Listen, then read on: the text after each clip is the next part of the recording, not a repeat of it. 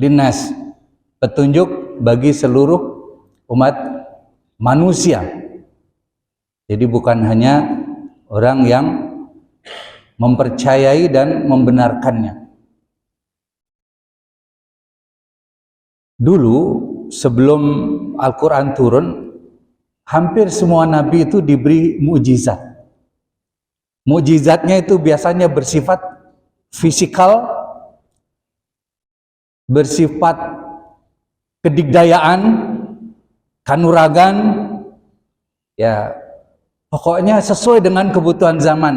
Kita lihat misalnya bagaimana Nabi Musa, bagaimana Nabi Ibrahim, bagaimana Nabi Isa alaihissalam. Rasulullah, karena ini agama yang terakhir diturunkan dan fungsi peran adalah sebagai rahmatan lil alamin, rahmatan lil alamin, tidak hanya manusia tapi seluruh yang ada di bawah langit dan di atas bumi, bahkan bukan hanya alam manusia tapi juga alam yang tidak kasat mata. Maka isi Al-Quran, mukjizat yang diberikan kepada Rasulullah bukan mukjizat yang bersifat fisikal, tetapi Al-Quran. Dalam kajian-kajian tentang Al-Quran, biasanya para pakar membagi ada kemujizatan yang disebut dengan al-ijaz al-ghaibi, kemujizatan yang terkait dengan hal-hal yang gaib, kalau bahasa kerennya yang metafisik, informasi-informasi yang hanya kita dengar saja tetapi kita tidak bisa membuktikan, memverifikasi. Ya kalau KPU bisa memverifikasi ini kantornya di mana, pengurusnya siapa, tapi untuk informasi terkait hal-hal yang gaib tidak bisa diverifikasi. Apa saja? Tentang surga yang dijanjikan, tentang siksa kubur, tentang kebangkitan, tentang nanti yaumul hisab, dan seluruh yang terjadi setelah kejadian itu. Dan itu dijelaskan dengan sangat jelas, misalnya di dalam, nggak usah jauh-jauh kemana, di dalam Al-Fatihah, Maliki Yaumiddin. Itulah makanya nanti saya bawakan buku At-Tibyan fi Adabi Hamlatil Quran. Di sini ada cerita tentang bagaimana caranya ketika kita berinteraksi dengan Al-Quran. Al-Quran itu memberikan dampak, bukan hanya Al-Qurannya yang memberikan dampak, tapi kita juga merasa terikat dengan Al-Quran. Baik, itu kemujizat yang pertama, aspek yang gaib. Kemudian al-ijaz al-ilmi. Walaupun Al-Quran bukan buku tentang pengetahuan, tetapi Al-Quran berisi tentang isyarat-isyarat pengetahuan. Misalnya, kalau di dalam masyarakat kita itu kalau ada acara tahlilan pasti ada surat Yasin. Karena memang ada satu hadis yang menyatakan bahwa bacakanlah Yasin buat yang sedang meninggal. Apa isyarat sains yang ada di dalam surat Yasin? Misalnya ketika di tengah-tengah kita akan menemukan ayat yang berbunyi wal qamaru qaddarnahu manazila hatta ada kal urjunil qadim lasyamsu yanbaghi laha an tudrikal qamar walal lailu sabiqun nahar kullun fi falakin yasbahun. Itu isyarat Al-Quran tentang alam astronomi, tentang tata surya. Belum lagi nanti ada ayat yang jelas-jelas menantang, ya ma'syarul jinni wal insi in istata'tum an tanfudhu min aqtaris samawati wal ard fanfudhu la tanfuduna illa bisultan. Itu jelas menantang. Banyak ayat-ayat yang lain yang itulah nanti kemudian ada seorang Prancis, saya nggak tahu cara menyebutnya apa, tapi tulisan di namanya itu Maurice Bucaille ya, yang akhirnya membandingkan antara ya bukan hanya originalitas, validitas, tapi juga rasionalitas dari kitab yang dia pakai sebelumnya dengan Al-Quran. Dan saya kira bukunya juga sudah banyak beredar. Itu yang kedua ya. Ada aspek kemujizatan yang lain. Dari aspek bahasa itu sudah nggak bisa diragukan lagi bahwa kebahasa Araban Al-Quran itu bukan kehendak orang Arab, tapi memang kehendak Allah, karena memang bahasa Arab memiliki keistimewaan sistem kebahasaan yang mungkin dari segi kosakata salah satunya mungkin tidak ada yang menandingi seluruh bahasa-bahasa di dunia. Bayangkan sistem morfologinya saja dari satu kata bisa nanti jadi 5 sampai 6 sampai 7. Dan setiap kata memiliki arti yang berbeda. Itu baru dari segi morfologinya. Belum lagi dari segi sintaksisnya, belum lagi dari segi makna yang dikandungnya. Itu dari segi bahasa. Nah, yang menarik, ada yang kajian mutakhir terkait dengan kemujizatan Al-Quran, yaitu Al-Ijaz At-Tarbawi fil Quran. Kemujizatan pendidikan yang ada di dalam Al-Quran.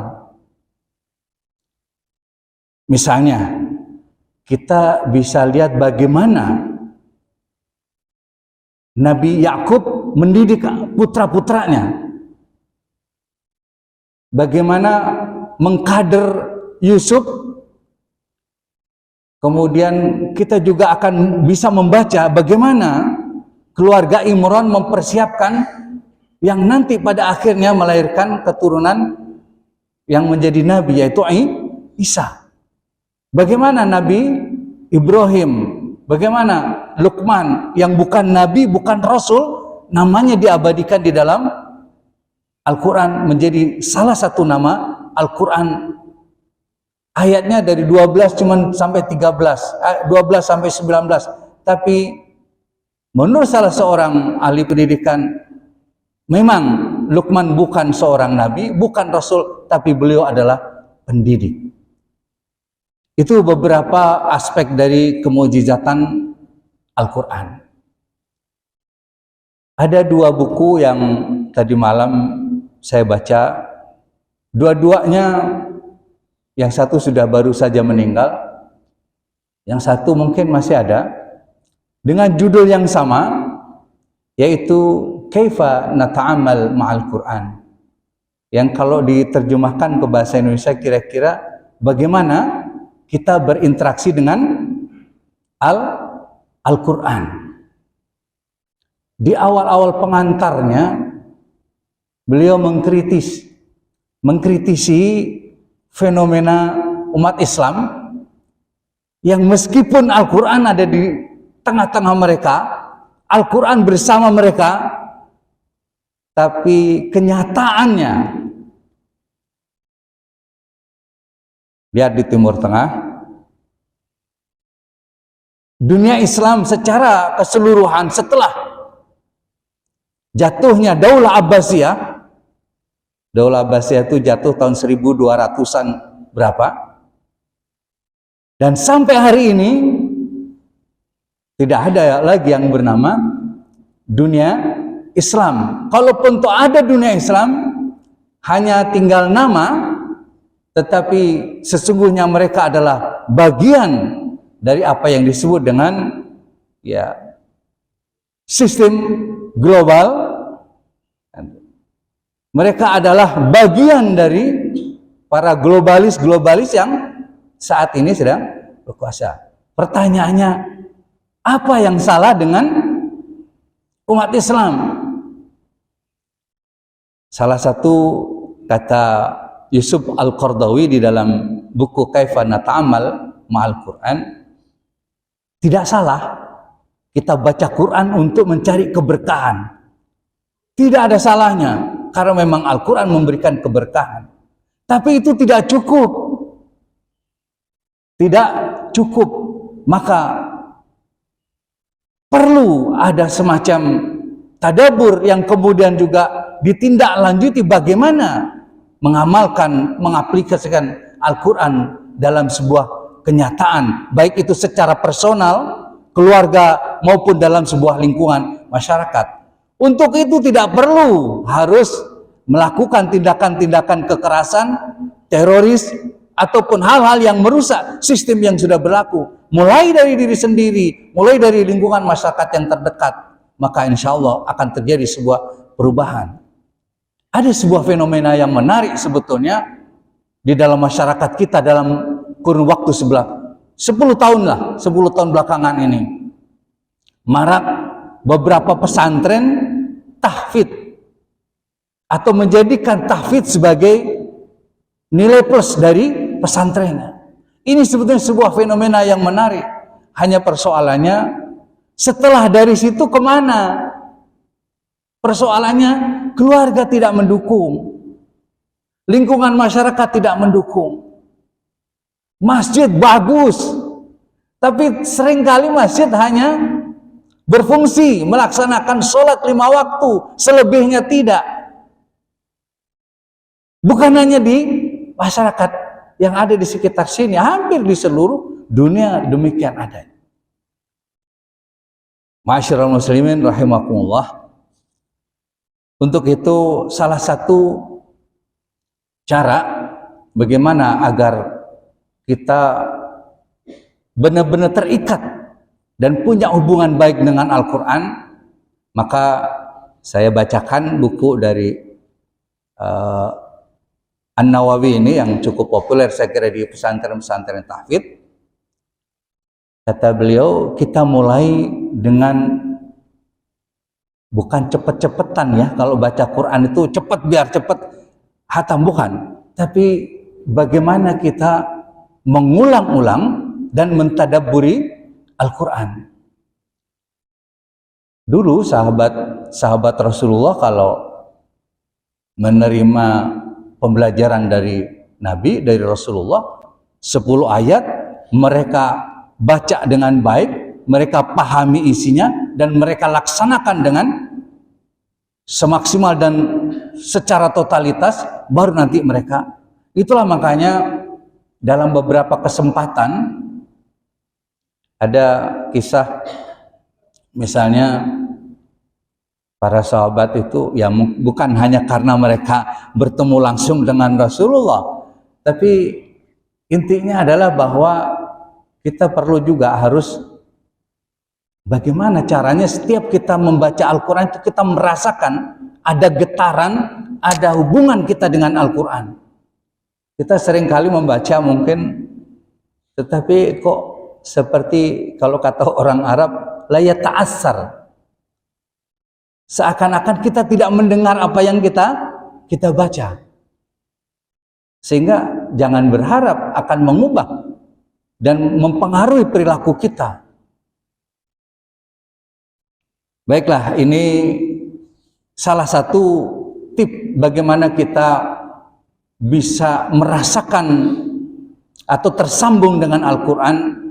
Kata Imam Nawawi di sini, hendaklah kita mengulang-ulang bacaan yang kita baca untuk mentadabburinya. Sebagaimana diriwayatkan dari Abi Dzar radhiyallahu anhu, qala qaman nabi bi ayatin yuraddiduha hatta asbaha. Jadi Abu Dzar Al-Ghifari meriwayatkan bahwa Rasulullah kalau baca Quran itu mengulang-ulang. Dikisahkan oleh Abu Dzar bahwa Rasulullah mengulang-ulang bacaan ini sampai subuh. Apa bacaan itu? In tu'adzibhum fa innahum ibaduk. Kalau engkau Allah mengazab mereka, maka sesungguhnya mereka adalah hambamu. Hanya persoalannya di kita mungkin tidak lazim ya kalau kita imam, kemudian kita, saya kira itu bukan dibikin-bikin ya, ketika kita baca Quran terus menangis itu bukan dibikin-bikin, tapi karena memang kita paham. Karena kita paham. Kedua, ada momen di mana mempengaruhi perasaan kita sehingga kita menangis. Juga bukan karena mungkin suaranya yang indah, bukan.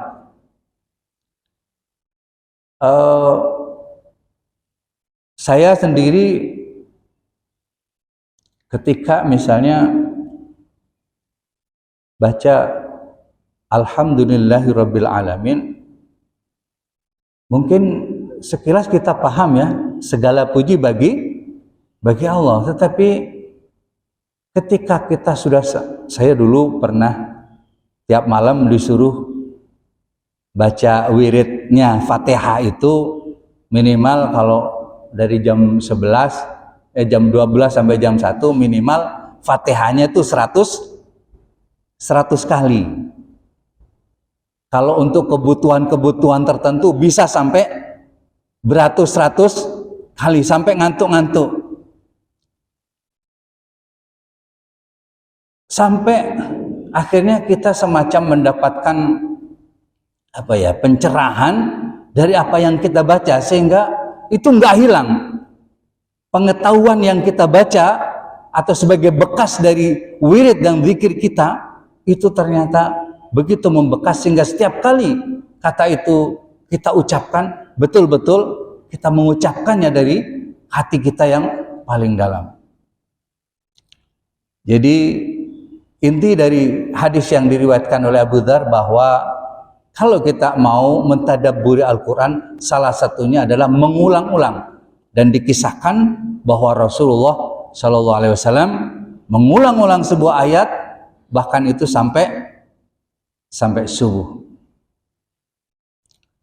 Kemudian, terkait dengan menangis ketika membaca Al-Quran, dikisahkan dalam sebuah hadis, waqad warad fi hadits wa asrul salaf katsirah fa min dzalika 'anin nabi iqra'ul Qur'an wabku fa in lam tabku fatabakau. Jadi dari Nabi sallallahu alaihi wasallam, bacalah oleh kalian Al-Qur'an dan menangislah.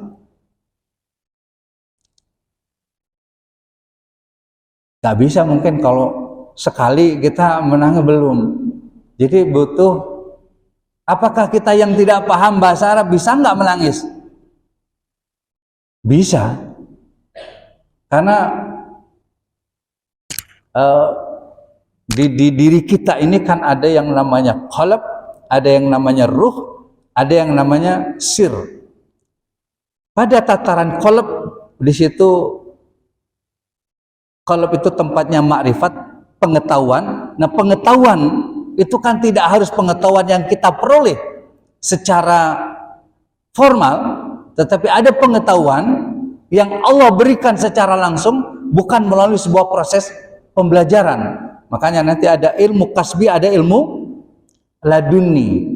Itulah karena alasan punya ilmu laduni, maka Nabiullah Musa alaihissalam yang sudah populer di tengah masyarakat sebagai nabi, sebagai rasul, ditegur oleh Allah, disuruh pergi lagi untuk belajar. Kepada siapa belajarnya?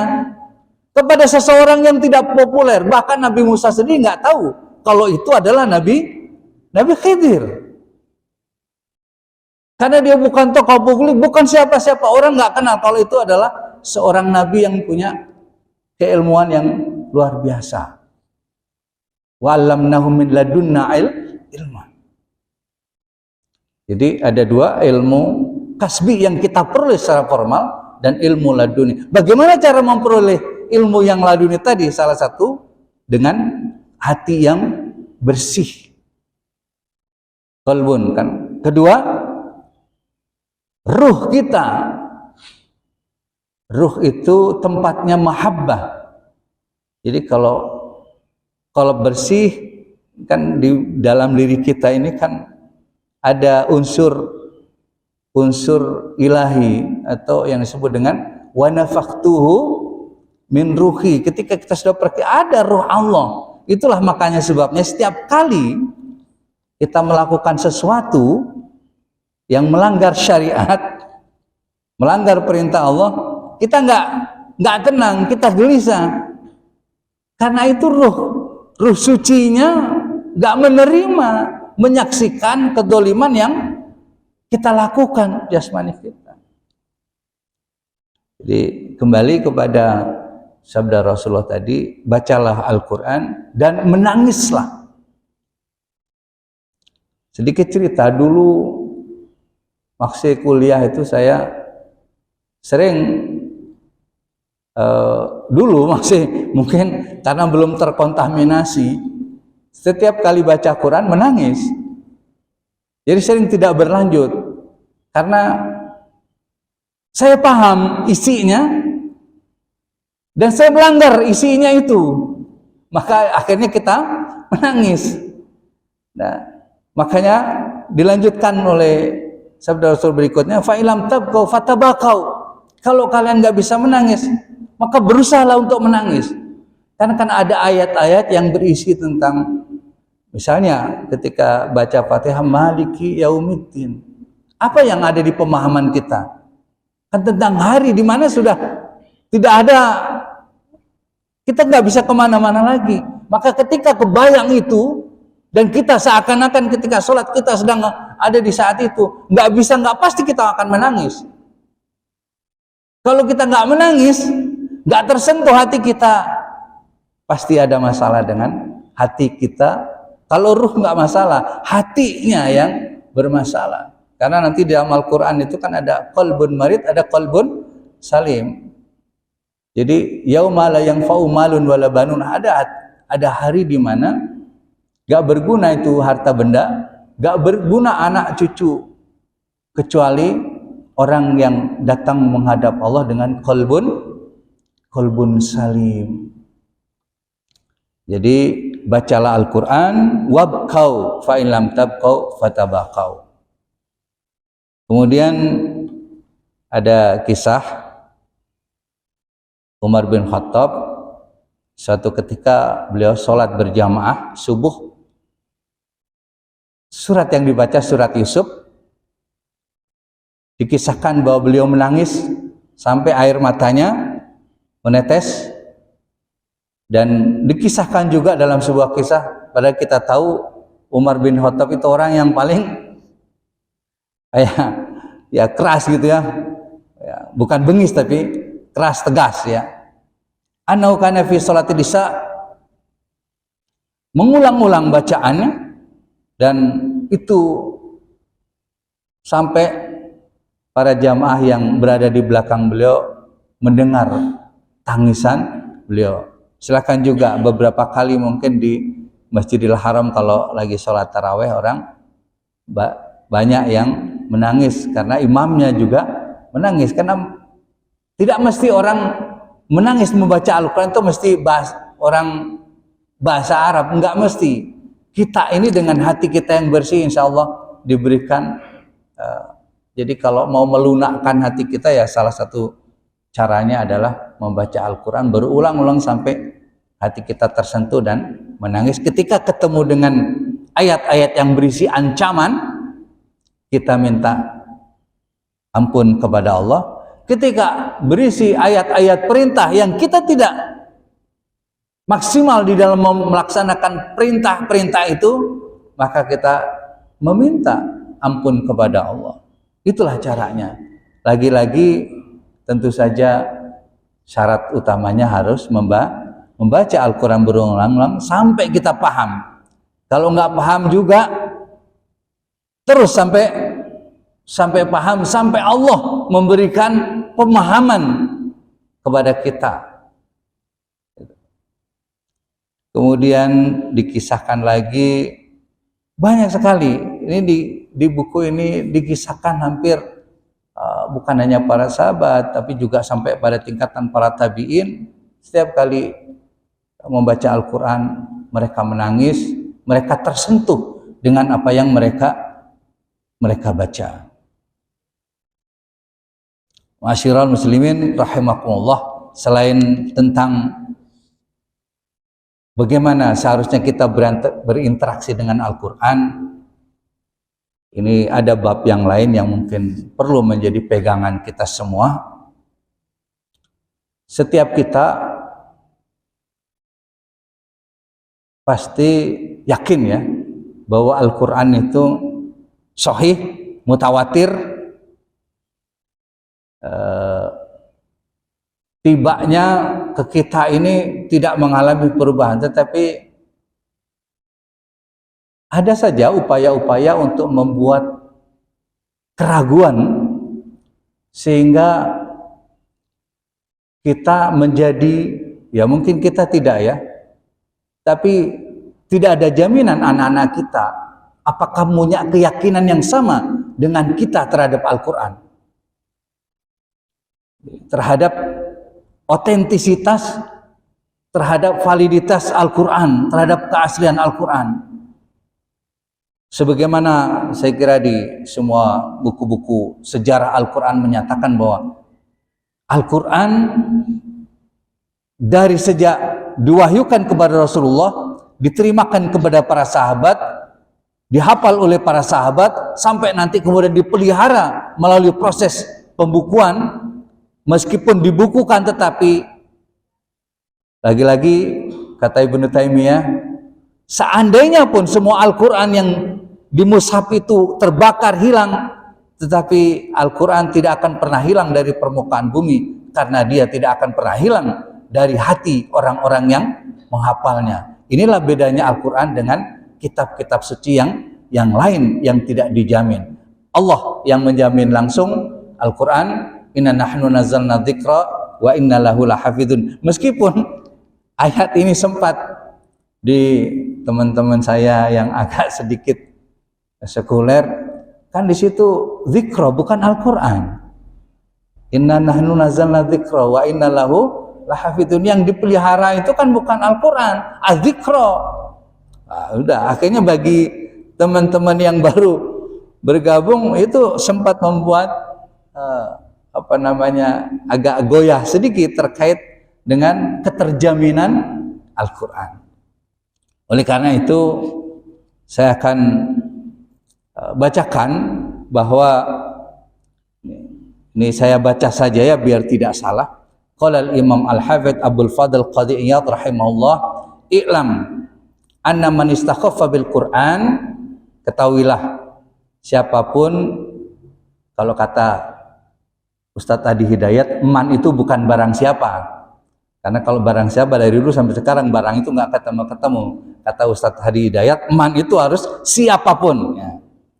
Ilam anna man istakhaffa bil Quran, ketahuilah bahwa siapapun yang meremehkan Al-Quran, au bil mushaf, atau meremehkan mushaf, au bi syai'in minhu, atau sedikit dari Al-Quran atau dari mushaf, au sabbahuma, atau sabba yasubbu itu artinya naudzubillah, mudah-mudahan tidak mencaci ya. Ya mungkin kita nggak bermaksud mencaci, tapi mungkin ketika ini cetakannya gini amat sih, hati-hati. Itu bisa masuk dalam kategori sabbun, sabba yasubbu.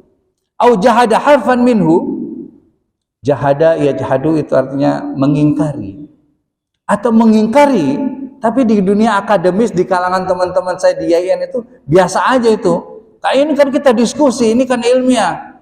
Nah, tidak. Jadi au jahada harfan min, satu huruf pun kita mengingkari, au kadzdzaba bi syai'in mimma sarraha bihi fihi min hikamin au khabarin, atau kadzdzaba itu mendustakan. Mendustakan itu lawan dari sodako, berarti tidak mempercayai salah satu yang dinyatakan dengan tegas, baik itu berupa hukum ataupun berupa informasi yang ada di dalam Al-Quran, au asbata manafahu, atau Al-Quran sudah jelas-jelas mengatakan ini tidak boleh, au nafa ma asbatahu, atau menolak atau mengingkari apa yang sudah ditetapkan oleh Al-Quran, sementara kita tahu bahwa itu ketetapan dan ketentuan Al-Quran, maka itu masuk dalam kategori kafir. Au syakka fi syai'in min dzalika fahuwa kafirun bi ijma'il muslimin. Kata Imam Nawawi, kalau seandainya kita meragukan, sedikit pun meragukan itu, maka secara konsensus orang Islam, naudzubillah min dzalik, orang yang sedemikian rupa, jangan kita ya, orang yang sedemikian rupa bisa dikategorikan sebagai kafir. Wa kadzalika idza jahada Taurat wal Injil au kutubillah al-munazzal, demikian juga kalau mengingkari kitab-kitab yang terdahulu ya, kan kita percaya harus amanar rasulu bima unzila ilaihi min rabbih wal mu'minun kullun amana billahi wa malaikatihi wa kutubihi wa rusulihi la nufarriqu baina ahadin min rusulih.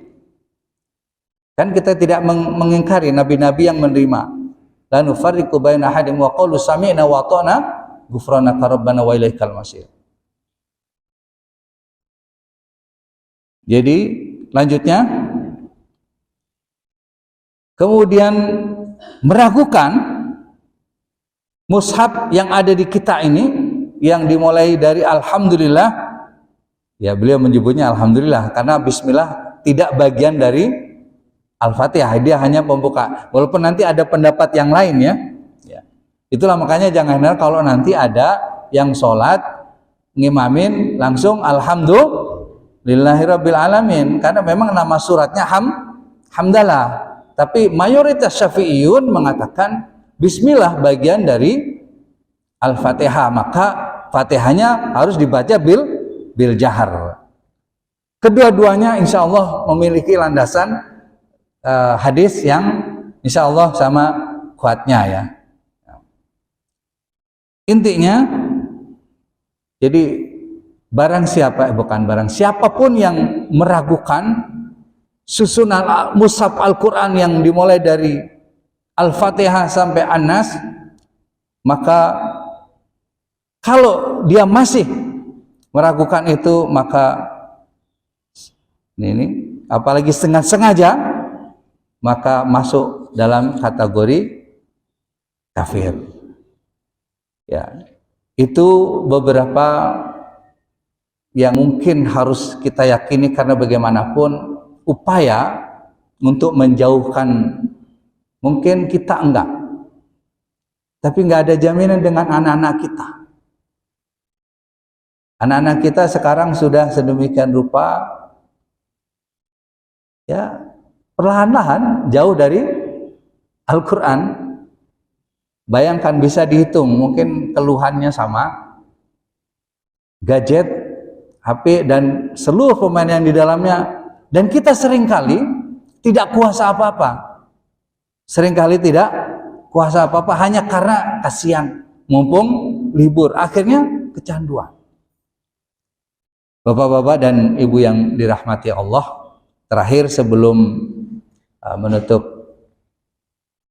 kajian subuh ini, ada satu hadis yang memberikan penegasan kepada kita. Qala Rasulullah sallallahu alaihi wasallam, ad-dinun nasihah. Qulna liman ya Rasulullah? Qala lillahi wa li kitabihi wa li rasulihi wa li a'immatil muslimin wa ammatihim. Apa yang dimaksud dengan an-nasihah tadi? Ad-dinun nasihah. Yang dimaksud dengan agama itu nasihat, bukan nasihat seperti yang disampaikan oleh para ustadz dan kiai ajengan, bukan. Yang dimaksud an-nasihah itu artinya keikhlasan kita untuk mengikuti dan membenarkan agama ini, itu namanya nasihat. Nah, itu kalau mungkin bahasa yang lain loyalitas ya. Ad-dinun nasihah. Mungkin agama adalah loyalitas. Loyalitas itu diberikan kepada siapa? Pertama, lillah. Artinya ketika Allah yang memanggil, ketika Allah yang memerintahkan, maka tidak ada alasan apapun yang bisa menghalangi itu. Meskipun seringkali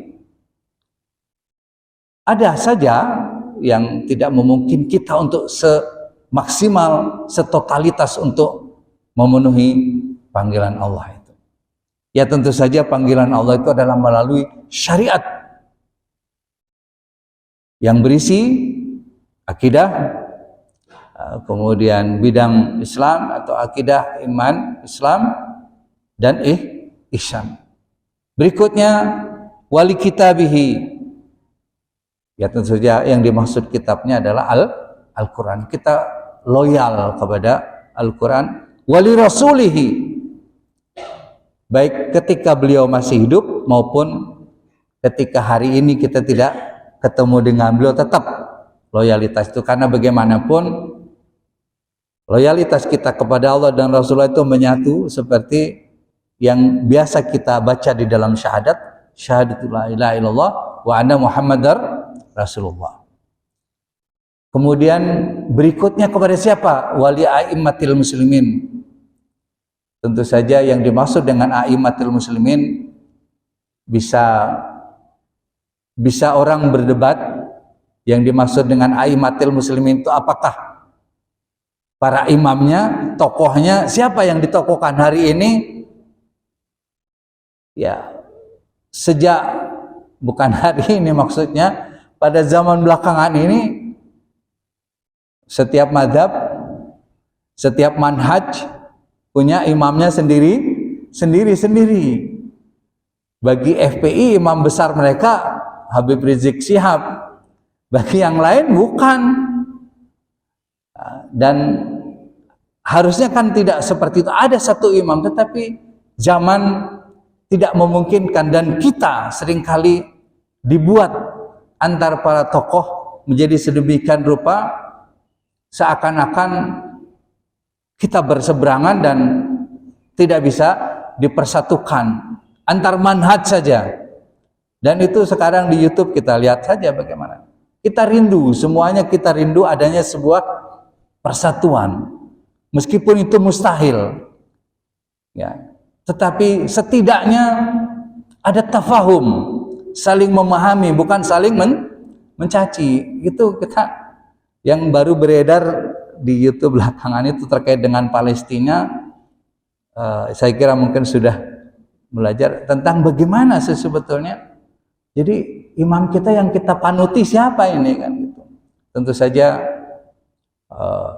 kalau dalam sholat pasti imam yang memimpin sholat, tetapi dalam masyarakat yang beragam agak sulit sepertinya untuk ada satu imam yang, kecuali Syiah ya. Kalau Syiah tunggal, karena mereka sistemnya kan hierarki ya, jadi imamiyah itu ya imamnya yang sekarang ada di yang Isna Asyariyah yang ada di Iran gitu. Semua yang ada seluruh pasti itulah, makanya ada beberapa, kalau ada teman-teman dari Syiah sini, teman saya itu nggak pernah sholat Jumat. Kenapa? Karena belum tegak istilahnya, di situ belum ada imam, kan imamnya di sana. Jadi dia belum wajib sholat Jumat, sholatnya sholat duhur, bukan berarti nggak sholat. Nah, kalaupun toh mau sholat jamaah dengan kita itu takiyah, menyembunyikan, jadi pura-pura sebetulnya. Kan gitu. Jadi ya inilah dilema di dalam tubuh umat Islam. Ada perintah Rasulullah. Kalau dari Al-Quran insya Allah isu yang beredar bahwa Qurannya Syiah itu beda, enggak, sama. Kalaupun toh ada mungkin dari segi bacaan saja, bukan. Jadi sebetulnya tidak seperti yang diedarkan dan diviralkan bahwa Syiah itu musuh dan itu pasti sesat. Enggak juga. Ada beberapa hal yang kita nggak setuju ketika mereka misalnya mencaci Abu Bakar, Umar, Utsman, kecuali Ali gitu kan. Nah, tentu kita nggak sepakat itu. Mencaci Aisyah kan gitu. Karena Rasulullah sudah melarang, la tasubbu ashabi, jangan mencaci sahabat-sahabatku. Nah, inilah yang mungkin perlu selalu dibangun tafahum antar umat Islam. Terakhir, wa'amatihim, dan tentu saja loyalitas itu juga ke seluruh umat Islam, artinya tidak hanya kepada kelompok tertentu, komunitas tertentu, tetapi seluruh umat Islam. Nah, idealnya di dalam masyarakat yang majemuk, tetapi memang ya nggak bisa, karena Rasulullah sendiri sudah pernah memberikan semacam gambaran, sataftariqu ummati, umatku nanti akan terbelah menjadi 73, ada yang bilang 72, ada yang satu yang selamat. Jadi ya nanti ada yang menyebut di situ kan ada katanya firqatun najiyah, sehingga nanti ada beberapa kelompok yang mengidentifikasi dirinya sebagai merepresentasikan ini, yang tidak punya ciri-ciri ini berarti masuk, yang selebihnya yang di neraka. Jalan keluar yang semuanya harusnya masuk di surga kecuali yang satu. Nah, harusnya begitu pemahamannya, kata Profesor Dr. Said Agil Hussein Al-Munawar, dosen saya dulu waktu di IAIN Jakarta. Demikian, hadanallahu wa iyyakum ajma'in. Aqulu qawli hadza astaghfirullahaladzim li wa lakum alafu minkum wallahu yaqulul haqq wa huwa yahdis sabil. Subhanaka Allahumma wa bihamdika asyhadu an la ilaha illa anta astaghfiruka wa atubu ilaik. Assalamualaikum warahmatullahi wabarakatuh.